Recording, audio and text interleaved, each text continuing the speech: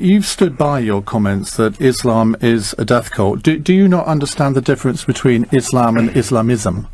Well, have you actually looked at the original text? I mean, if I go back to 2005 when the bombings were in London, I knew very little about Islam because I simply wasn't interested. And I was the spokesman on security and defence then for Roger Natman, who was leader. And I thought, well, I need to educate myself on the ideology that justifies these actions in these people's minds. And I started to research it and look at it. And I realised that it is a religion that was originally founded on violence. It's about submission. The very title is Submission to the Will of Allah. Allah's will being interpreted entirely by Muhammad. It's been done with conquest. It's been done with invasion, intimidation and violence throughout history. And that is why I reached that conclusion. It is a cult because it's around one man, Muhammad, and it progresses. Well, so Christianity is a cult, then? Yes, but there's nothing wrong with that because it's a benevolent cult. It doesn't want to kill people. Hang on a second. If you go back through history and look at the history of Christianity, you look at the Crusades, you look at all sorts of examples from the Old Testament. I mean, all the things that you're saying about Islam, you could say about Christianity. You can't, because you could never use the text in the Gospels to justify violence, intimidation, or oppression. Well, you certainly could in the Old Testament. Well, yes, but I don't follow the Old Testament. I don't know about you, but I don't. When I was told that at 7 years old, I didn't take it very literally, I have to say. And I'm not a follower of the Old Testament. Why do you see that Muslims take it literally then? Because not all of them do, thank goodness. But that is my point.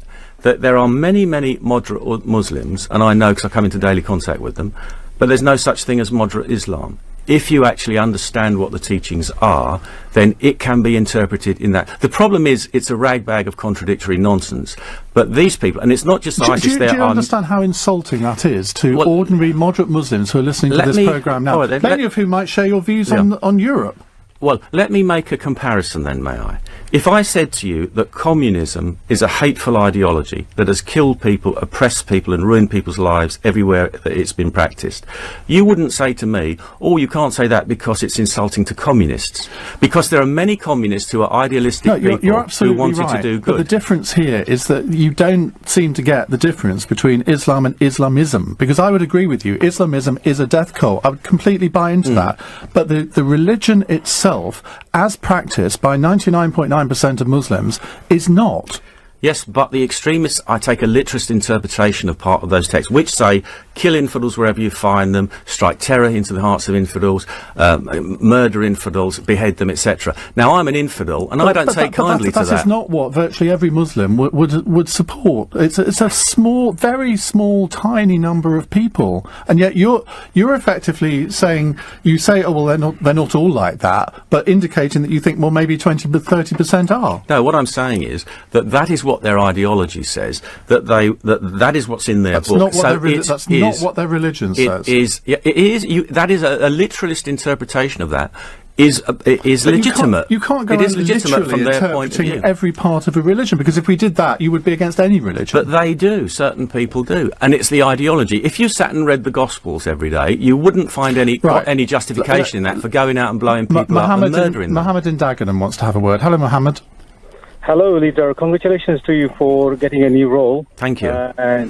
However, I must say I'm very upset for the fact that you have branded the Muslim in one brush, which is you got the whole thing completely wrong. There are over 1 billion Muslims, and what do you know about Islam? Saying that they are violent people, Muhammad preached the violence, that's wrong. That's completely wrong. I urge you to read the good book all over again and see where you find the violence.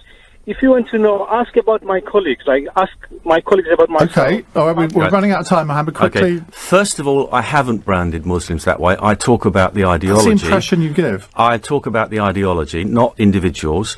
And if you want, you'd said to me to study the text. What about the text in the Hadith where Muhammad says, Judgment Day will not come until the Muslims fight the Jews. And the Jews will hide behind the rocks and the trees, and the rocks and trees will cry out, O Muslim, O faithful servant of Allah, there is a Jew behind me, come and kill him. How many mosques have you been to? That is a quote from...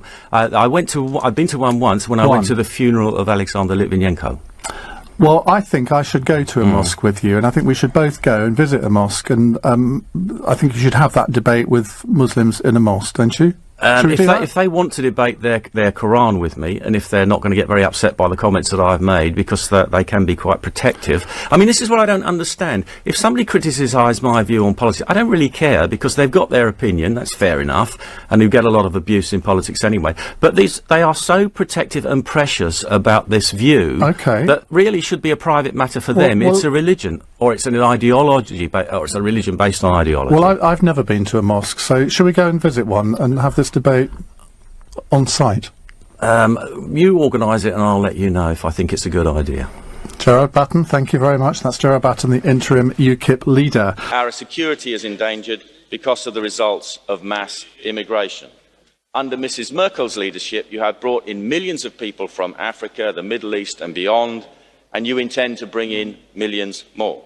You have turned many parts of Europe into foreign countries. You use the emotional blackmail argument of talking about helping defenceless refugee families, and yet the reality is that the vast majority of these migrants are young men from Islamic countries. This is not immigration, this is invasion. Traditionally, Europe resisted Islamic invasion. Heroic struggles in the siege of Malta at the gates of Vienna have now been replaced by abject surrender. Islam offers two options: submit or resist. You have decided to surrender and submit on behalf of your citizens, but some states are resisting. Rebellion is now stirring in Hungary, Poland, the Czech Republic, Austria and elsewhere. The tide is turning against the EU. You did stand on a stage. You did stand on a stage and talk about sexual crimes, attributing them to a religion, the religion of Islam. That's on record. And I'm not the only person to do that, because people who have studied the ideology of the religion, it does actually, traditionally, throughout its history, make sex slaves legitimate. That's possible. Their prophet had sex slaves. That's not the ideology of Islam. There is. That's not the ideology of Islam. How much do you know about Islam? It's in the Hadith and the Quran. It's a tradition that's okay to do that, and people take their prophet as the model for all time and a perfect human being. So if he did something, then it's okay for other people to do it. The problem is with the ideology, not individuals. I have never attacked individuals. I always talk about the ideology, and the ideology is the problem. But you're attacking the entire religion of Islam, which doesn't espouse to actually advocate sex before marriage. Many attributes. Go ahead. I'm sorry. It does allow people to take their followers to take sex slaves who are not of the same religion. Kuffars, infidels, can be taken as sex slaves. It's one of the conditions of warfare that they have. So it's no good telling me and the world that it doesn't happen, because everybody knows it does happen. And as for ideologies, I'm against totalitarian ideologies. I hate communism, hate Nazism. I don't want to live in any way, shape or form under a totalitarian ideology. And if you look at every country in the world where Islam is predominant, they're either very repressive regimes or are they regimes that are in conflict internally. And I think that is something that we have to be very wary of. When you speak about particularly the situation in Rotherham, and that was something that you spoke about on the platform, you isolate that as a Muslim crime. You never, for instance, speak about the crimes of the Catholic Church in terms of sexual abuse of children. Why is it that you don't speak on a broad spectrum? You isolate it to Islam. Well, I was on there talking about specific victims, and if you read, there's a very good book on this whole subject called Easy Meat by Patrick McLaughlin, which details all of this over about 30 years, 20 or 30 years, and how it's been swept under the carpet. And it is predominantly people who follow that religion who are causing this problem on a national scale, which is the industrialised sexual exploitation for money and for their own perverted purposes. So that happens to be a fact at the moment. I'm happy to condemn paedophilia and child abuse and sexual abuse wherever it occurs. I don't have a problem with that. As far as I'm concerned, it's a reprehensible crime, whoever commits it, and I'm happy to... Well, you're asking me now, so I'm condemning it. You know, if I'm invited to speak... I was invited to speak at that event. I can only go to an event that I'm invited to speak at. Sarah in Braintree, Gerard Batten, says, now that the EU referendum is over, are UKIP not just the EDL light, anti-foreigner and anti-Muslim? Well, I mean, you know, this is such an uninformed, unintelligent response that I don't really know what to say.